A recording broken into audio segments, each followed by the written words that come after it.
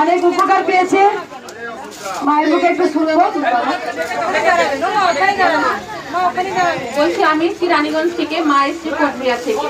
মা লকডাউনের সময় থেকে ক্যান্সার, খুব মানে কষ্ট ছিল, মা খেতে পারতো না, দুধ খেত, তো ফলের দুধ খেত। কিন্তু আমি এসেছি 4-5 বার, মাকে বলেছি মা কৃষ্ণকালী মায়ের নাম জপ করবে আর জবা ফুল খাবে। মা কোচবিহার থেকে জবা ফুল খাচ্ছিল, মা এখন হাত খেতে পারছে, সুস্থ আছে। এখন আর কোনো আগে জ্বালা যন্ত্রণা করতো, ঘুমাতে পেতো না, এখন আগে থেকে অনেক সুস্থ আছে। আর আমার মাথায় প্রচন্ড চুল ছিল 1 মাস, মাকে মানসিক করে জবা ফুল খেয়ে 10-15 দিন ভালো হয়ে গেছে।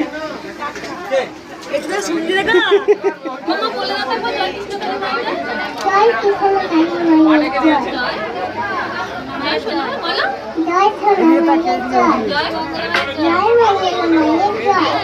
ও তো সব সময় ভিডিও দেখতে থাকে।